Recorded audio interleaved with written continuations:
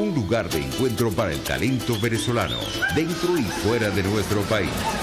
Continuamos por todos los medios con Mingo. Otro nivel. Otro nivel es nuestro segmento de entrevista y aquí lo ven, ya está con nosotros el doctor Gustavo Villasmil. Es nuestro amigo de toda la vida, doctor. Muchos años. Caramba, muchos años. Como 30. Más de 30. Más de 30 años, sí. Y el doctor Villasmil escribió recientemente en Tal Cual: Abramos las ventanas, así se llama su más reciente escrito, y nosotros quisiéramos comprometerlo a propósito de que hoy es el Día del Médico, porque aquí están unas reflexiones importantes. De hecho, el doctor Villasmil abre el artículo citando al siempre subversivo Bertolt Brecht y dice: me parezco al que llevaba un ladrillo consigo para mostrar al mundo cómo había sido su casa. Aquí hay una metáfora fabulosa que el doctor Villasmil usa en estas líneas, pero no quiero adelantar absolutamente nada porque quisiera que usted nos describiera hoy y compartiera con nuestro auditorio su sentida, y sé que es así, reflexión sobre el día de hoy, que es el día, a propósito de Vargas, el Día del Médico. Un gusto, Mingo, Erika. Agradecido siempre de esta casa, por la que tengo una especial admiración. Aquí se sigue haciendo radio de uno u otro modo. Sí. Muy duro, pero bueno. Pero ahí seguimos porque hay que comunicar.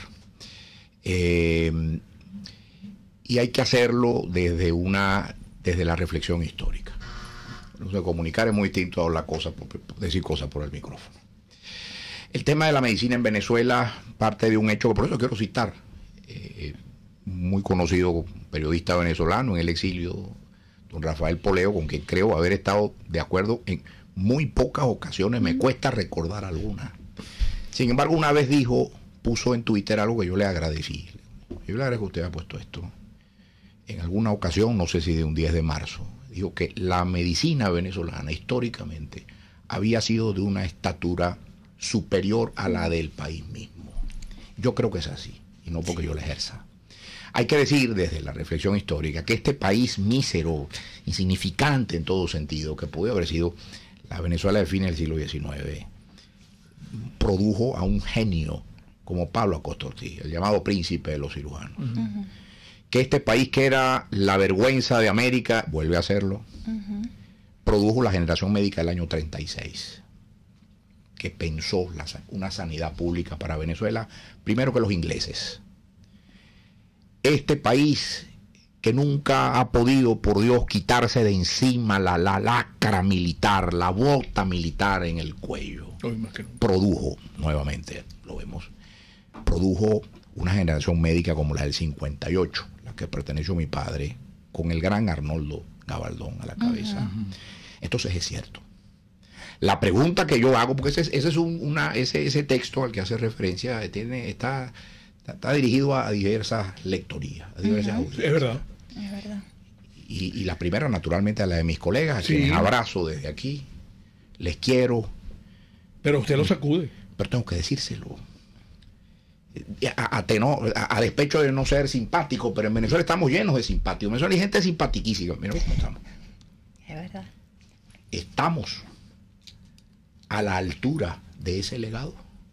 Esa es la pregunta que tiene que hacerse cada quien antes de salir a ponerle las siempre vivas muertas a los pies de la estatua de Vargas, que debe estarse haciendo a esta hora, generalmente como esta hora, y quedan las flores muertas en una botella de refresco con agua, y nos fuimos para la casa, y el día 11, business as usual, sigue todo igual. Yo creo que esa es la reflexión que tenemos que hacernos, y tenemos que hacérnoslas todas. En Venezuela deben haber más de 30.000 médicos en la diáspora, casi en torno a la mitad de los que estamos colegiados. Tenemos que hacérnoslas los que aquí nos quedamos y los que de aquí se marcharon por las razones que hayan sido. Porque el legado de la tradición médica sanitaria de 2 siglos y medio no nos fue dado para que nosotros nos lo boncháramos, permítame el término.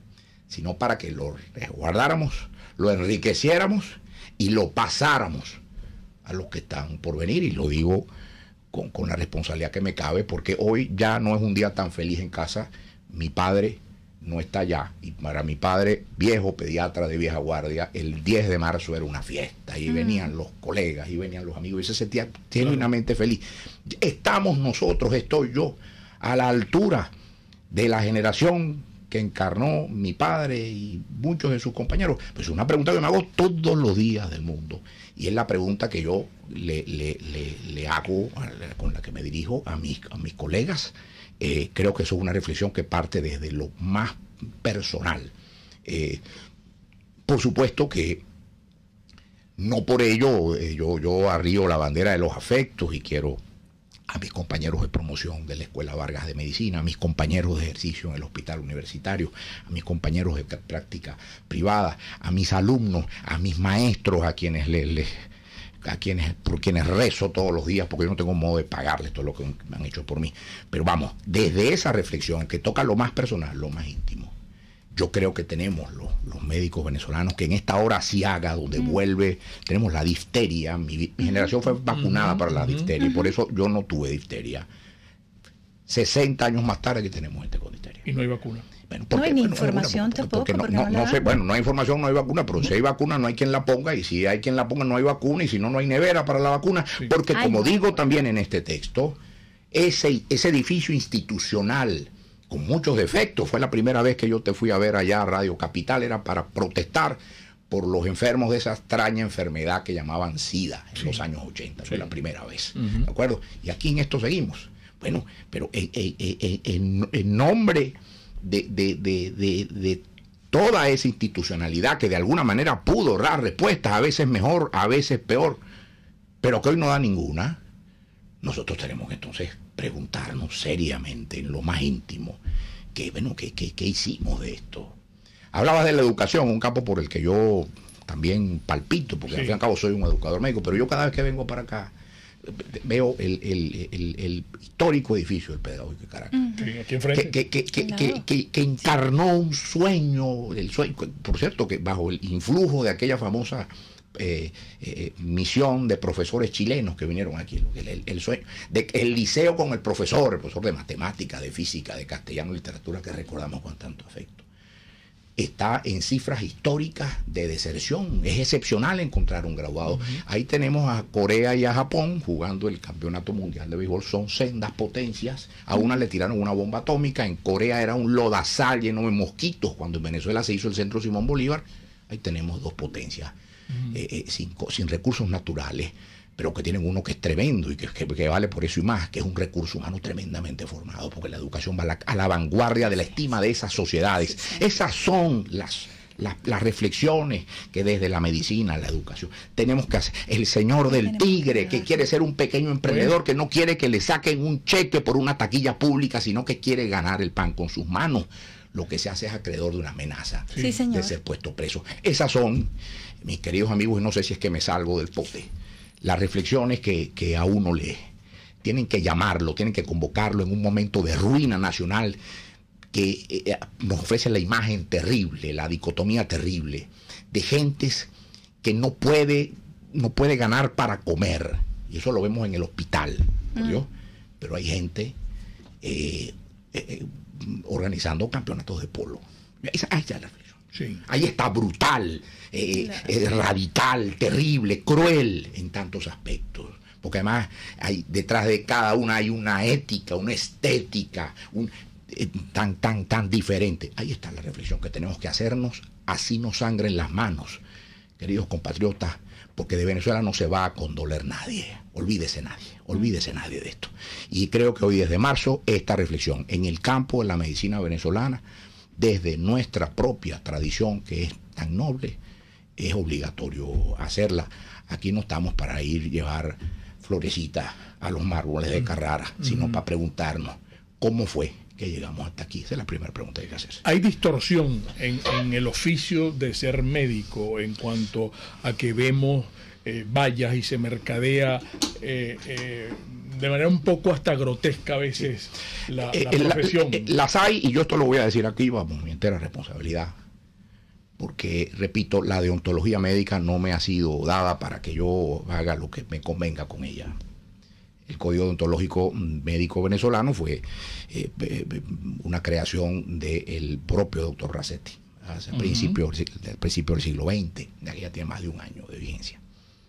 De manera que yo quisiera que alguien me explicara cómo Código Deontológico en mano. Yo tengo un ejemplar físico que me lo obsequió mi padre, pero en todo caso el portal de la Academia Nacional de Medicina lo tiene, ¿vale? Que lo puede bajar. ¿Verdad? Que no estoy hablando de un manuscrito en sánscrito, una cosa que deberíamos todos tener quizás en el escritorio, ahí en la computadora. Yo quiero que se me explique cómo es que aparece un médico con el supuesto paciente al lado, mostrándolo como si fuese una gaseosa, un producto, una licuadora, qué sé yo. O cómo es posible que usted ofrezca operar gente aquí, en no sé qué otro sitio del Caribe. Bueno, mire, si ese paciente hace fiebre de noche y se complica el segundo día postoperatorio, ¿quién va a venir a verlo usted si usted está en otro lado? O yo creo que alguien me explique cómo es esto de que usted puede paquetizar así como un combo cuando usted va a lavar el carro, que le lavamos el carro, no las alfombras, etcétera, etcétera, pero tratándose de procedimientos quirúrgicos, por ejemplo. Son cosas, esto por no entrar al mundo de las redes sociales, donde yo entiendo que no es que uno sea aquí George Clooney, que hacía de pediatra en una serie médica, me gustaba mucho, pero caramba, a veces uno ve unas expresiones, unos montajes con un tenor sexual que llega a ser realmente ofensivo. Yo no que sea el santo niño de Atocha, pero caramba, hay algunos límites, hasta obvios.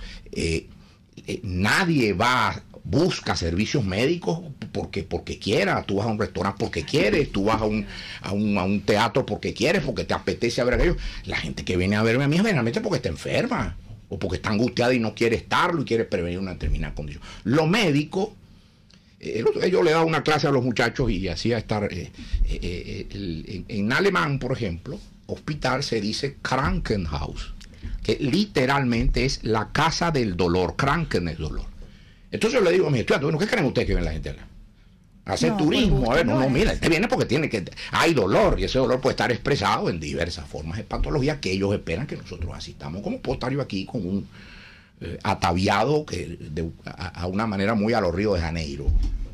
Por ejemplo, esas son las preguntas que parecen elementos de forma, elementos muy, pero que en el fondo hablan mucho, realmente hablan mucho del fondo, que yo debo preservar, porque soy hijo biológico de esa tradición, porque además soy alumno de esa tradición, porque como la memoria de mis padres venero la de mis maestros, a cuyas tumbas llevo flores, veo la de mis padres y luego la de mis maestros, porque nos enseñaron 3 cosas, que es lo que uno tiene que insistir acá y termino. Y me enseñó mi maestro Carlos Alberto Moro Gersi, rector magnífico de la UCB. Me dijo, mire, usted tiene que aprender aquí 3 cosas. Usted tiene que aprender a diagnosticar, usted tiene que aprender a prescribir, o sea, a tratar la enfermedad. Y usted tiene que mantener el alma, el oído, las manos, siempre pegadas, decía él, siempre muy juntos a las grandes tragedias venezolanas. Usted no está aquí para hacer ingeniería del cuerpo humano, por el tema tecnológico y tal, así como no, la tecnología es muy, muy importante y carecemos de ella. Pero usted está aquí porque hay alguien que sufre y que lo guste con una bata blanca al lado y dice, este es el que me va a ayudar, este siempre a la altura de eso. Por eso yo pongo hoy en mi avatar, que pongo la foto de mi compañero de promoción, el más chiquitico en el medio con bigote, a lo Diego de la Vega era yo. Esa foto tiene 35 años. Digo, trabajando todo el día, todos los días, toda una vida para merecer serlo. Y en eso estamos. Espero que todavía nos quede fuelle. Claro que sí, el doctor Villasmil hoy con nosotros a propósito del Día del Médico. Hay muchas inquietudes para el doctor Villasmil, pero tiene que ser en la próxima parte. Tenemos un breve intervalo, vamos a máster y en momentos regresamos. Un espacio para formar la nueva opinión pública venezolana por todos los medios, conmigo. Recuerden, fin de semana, amigos, estación de servicio Terrazas del Club Hípico. El fin de semana ocurren más accidentes. Ellos siempre tienen un mensaje de conciencia institucional para nosotros. Les recordamos, para tomar, no más un par. Y para tomar un par, mejor es no tomar y mucho más si vas a manejar. Usted va a tomar, se va a meter en un botiquín, se va a meter unos copetines, unos tragos. No maneje, no maneje. Es un cóctel perverso, va a causar un accidente, se va a desgraciar, le va a desgraciar a usted la vida a alguien.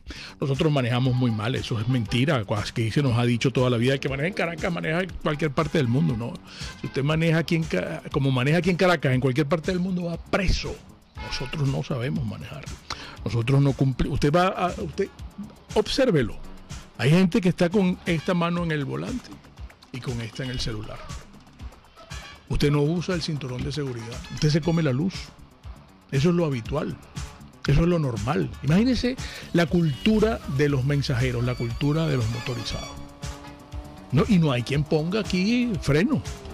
Entonces este es el mensaje de conciencia que nos ofrece todos los días la gente de la estación de servicio Terrazas del Club Hípico, mucho más que gasolina. Y Distasis Motors, si usted va al Instagram de Distasis Motors, en estos momentos hay un Honda Accord que están vendiendo del año 2005, que está impecable, un solo dueño.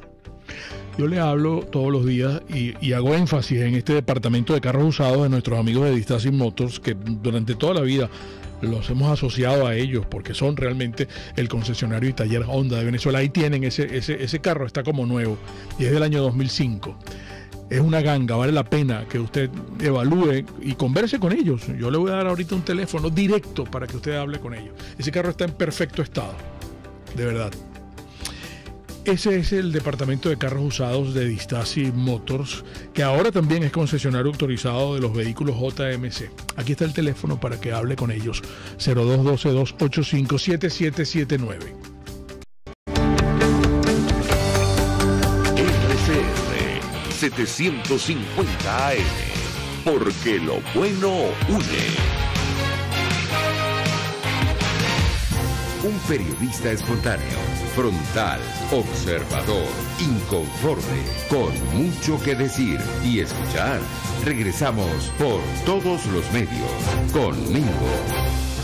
Hoy conversando con nuestro amigo el doctor Gustavo Villasmil a propósito del Día del Médico. Aquí preguntan que, además de todas las críticas, que uno de las características del médico venezolano, y por eso se dice que es el mejor médico del mundo, es eso último que usted estaba explicando probablemente, que le decía el doctor Gersi, Mauro Gersi, en cuanto a la empatía con el enfermo, la empatía con el trato humano. El trato humano, eso es lo que me están expresando aquí en Mingo Blanco TV, gracias, porque es una de las características que debe resaltarse del médico venezolano, que normalmente cuando se compara con el médico gringo, siempre oye, ves que los gringos lo tratan como un número, pero aquí tratan al paciente, los médicos nuestros, como gente incluso como si de su familia. El médico llama, mire, le bajó la fiebre, mire, se le acabaron las pastillas, yo tengo aquí unas muestras más aquí en consultorio, si necesitan pasar mañana. Eso no es normal en un médico, eso nada más lo tienen los médicos nuestros, los médicos venezolanos, que vale la pena mostrar esa característica, enfatizar esa característica una vez más. Y hablan de los sueldos, de los salarios. Sí. Nos preguntan si es cierto que los salarios de los médicos venezolanos son inferiores a los salarios de los médicos que vinieron cubanos. Y también le preguntan si es que acaso el código deontológico no tendría que ser actualizado para ajustarse a los tiempos que corren, en donde todo se maneja a través de promociones TikTok y redes sociales. Bueno, voy a comenzar por lo último. La respuesta es rotundamente no. Ojo con el relativismo ético. La ética del depende. Las cosas no son buenas ni malas, dependen. Y acomodatísimo. Si yo estoy ganando aquí, no hay ningún problema. Y esto es muy importante por los debates que van a venir en Venezuela. Entonces, aquí yo, por supuesto, en el debate ético, uno se suscribe a unas determinadas tesis, a una determinada postura. La mía es muy clara y no tengo inconveniente en decirlo, y siempre lo digo ante una clase, porque puede haber un estudiante que no esté de acuerdo. La mía es una perspectiva claramente confesional. Quien les habla es un médico creyente. Eso ya, pues, por supuesto, si aquí se va a dar un debate sobre aborto, etcétera, etcétera, pues ya se puede intuir cuál es mi posición, y bueno, vamos a debatirla, no tengo inconveniente, con el debido respeto. De aquí para allá, sin duda, de allá para acá también lo exijo. Claro. Entonces, desde esa perspectiva, en virtud de la cual a mí me enseñaron, en mi casa y mis maestros, que toda medicina es esencialmente un acto de piedad. Uno pasaba con el libro nuevo que se compraba de estudiante y uno veía, ese pobrecito ese señor, ¿qué podremos hacer por él? Ese es el origen de toda medicina. Claro. Después supimos qué tenía y cómo se operaba eso y cómo se trataba.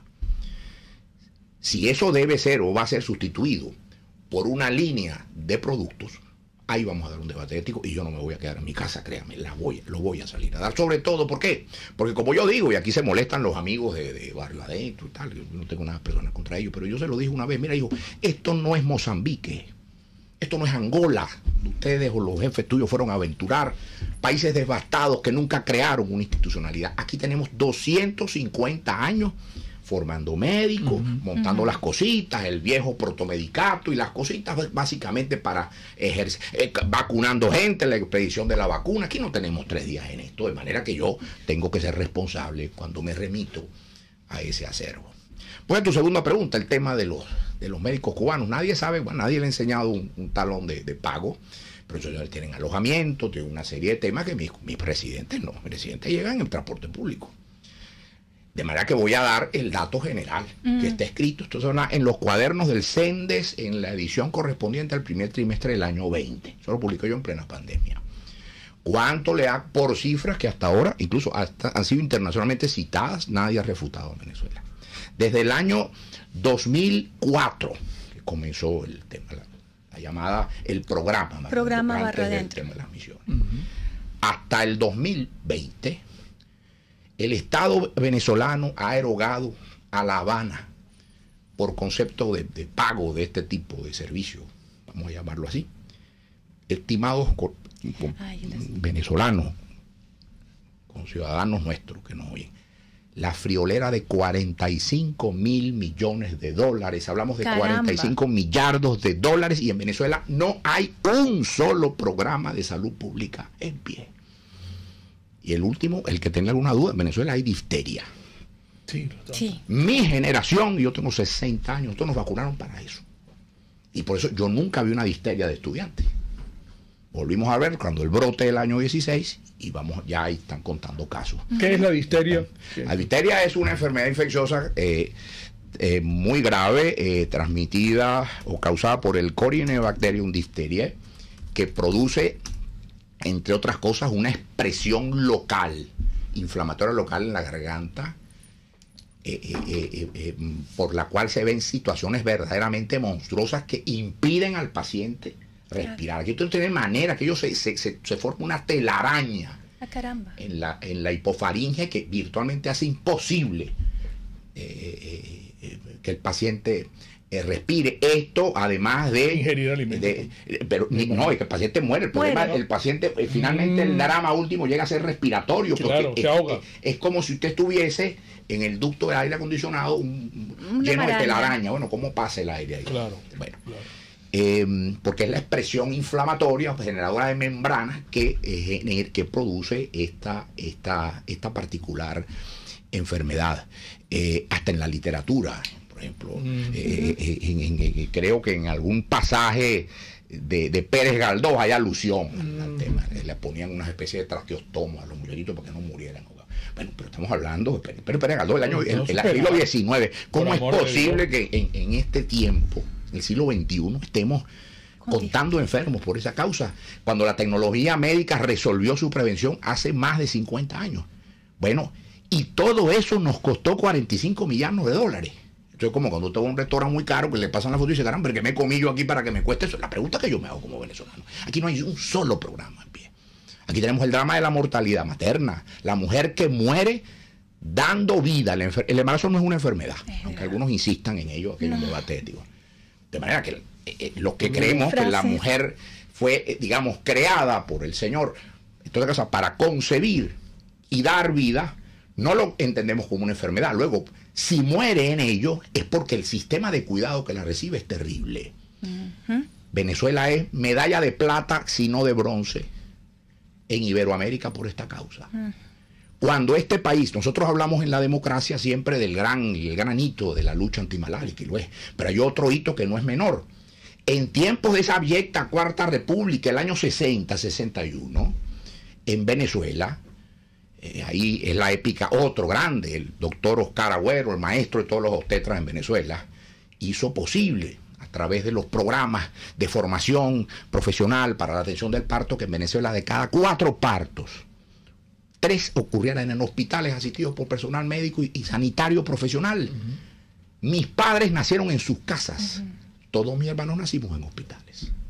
Bueno, ¿cómo se explica un país que le enseñó al mundo? Es un problema que, por ejemplo, Colombia no lo tiene resuelto, Bolivia menos, Paraguay menos. Sí. ¿Cómo se explica que un país que le enseñó al mundo cómo era que se atendía con seguridad el alumbramiento tenga hoy segundo o tercer lugar en mortalidad materna? Bueno, después de haber erogado 45 mil millones de dólares, el que tenga una cifra en contrario la puede traer y hacemos un debate, y si yo estoy equivocado yo me desdigo, pero vamos a dar el debate número en mano. Ya la opinología, mire dónde nos ha, traído. Vamos a dar los números, los colegas que salen aquí. Sí. Por cierto, los colegas no vayan a los programas de televisión, a los platos de televisión con la bata blanca puesta. Eso es ir disfrazado, y por favor, hay un problema hasta estética, por favor, yo les suplico, por favor. Ahí estoy viendo uno acá, que está hablando evidentemente en un canal del Estado venezolano. Vamos a dar ese debate, traiga su número, yo no voy a traer los míos, pero me los enseña, se los enseña al público, porque ya basta en Venezuela. En Venezuela la buena fe se presume, dicen por ahí. No, en Venezuela se empieza demostrando porque tenemos 20 años en esto. Esos son los números.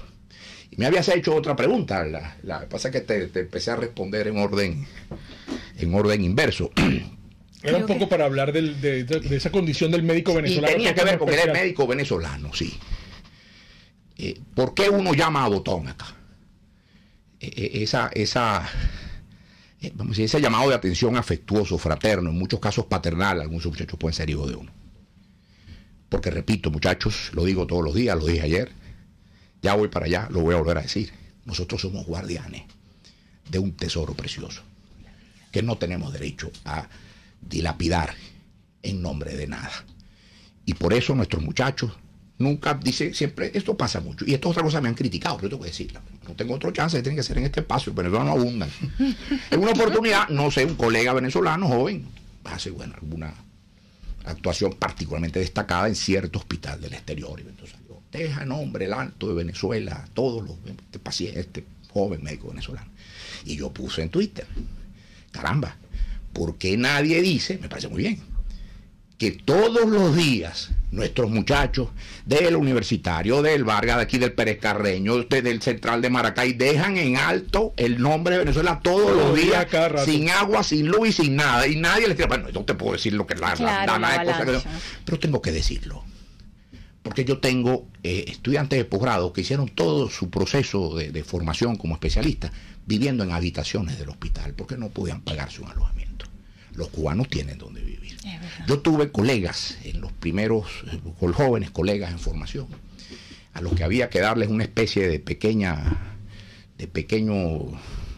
remesa, que era producto, por cierto, que les agradecí de rodillas, de los colegas venezolanos en la diáspora que nos hacían un fondo, mira, yo, por lo menos para que coma, para que almuerce al día de la guardia, porque yo no sé, muchachos, pasaba toda la guardia con una galleta María. Yo quiero un homenaje para ellos, rindo un homenaje para ellos. Y a los que somos más viejos, que posiblemente estemos con la situación apretada, porque hay que, no sé, bajarle el motor al carro, uno entiende esas cosas que también le pasan a uno.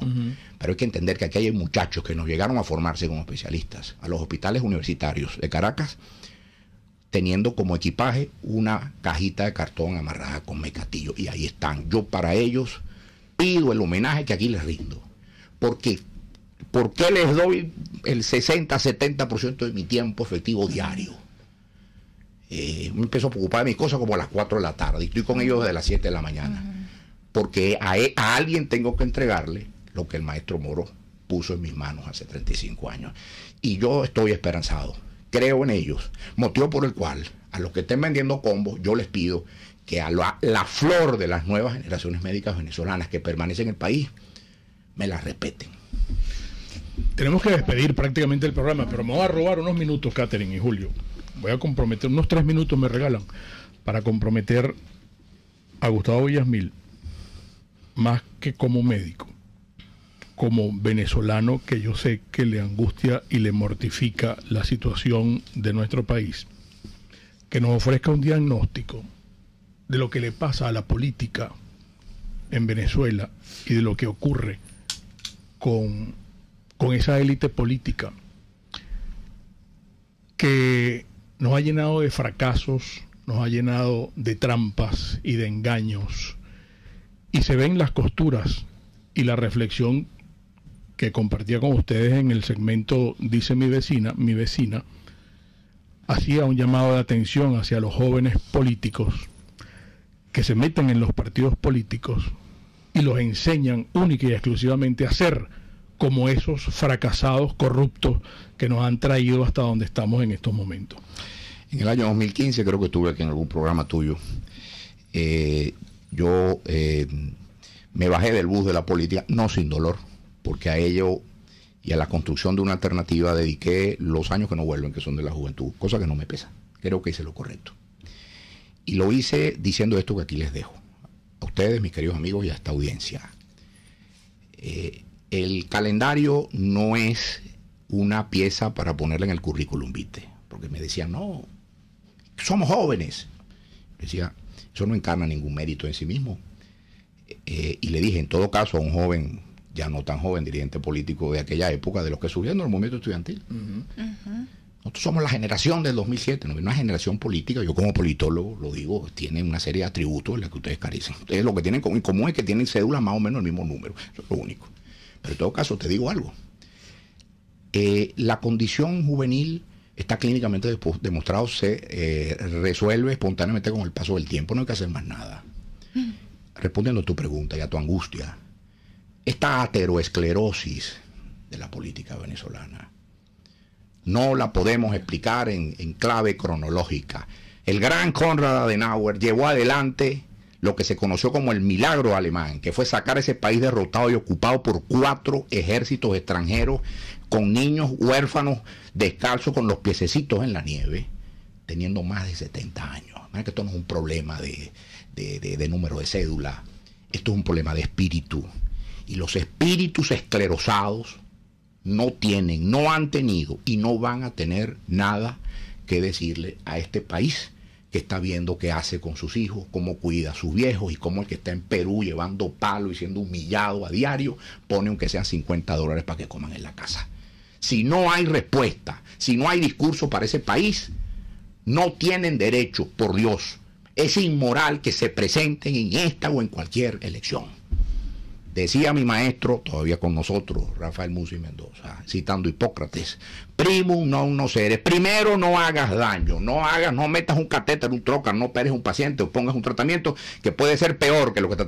Entonces yo diría ese principio, que es un principio clave en medicina, yo lo trasladaría a la política. Y traerlo de la medicina a la política no es un abuso, porque así nos lo enseñó otro grande, el gran Rudolf Virchow, que fue no solo un gran patólogo, sino además un feroz antimilitarista en aquella Alemania del siglo XIX, y nos dijo, la política es medicina en escala social.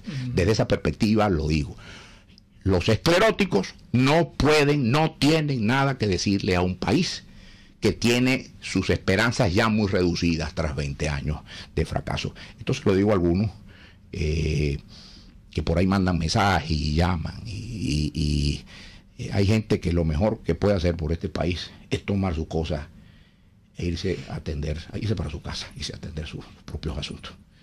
No tiene nada de malo hacerlo, simplemente yo hice lo que pude, me tocó hacerlo, y creo que ¿por qué no nos los podemos plantear cuando vienen otros que tienen quizás cosas mejores que decir? Esto es importante, pero no se puede desde esa especie de gerontomentalidad pretender decirle algo a un país en cuyas familias, al muchacho de 18 o 20 años, sano, fuerte, lo mejor que se le está ocurriendo es meter 2 mudas de ropa en ese emblema de la miseria venezolana, que es el morralito tricolor, para ir caminando hasta Santiago de Chile. Si no hay nada que decirle, si no hay discurso para ese país, por favor, amigo, amiga, váyase para su casa.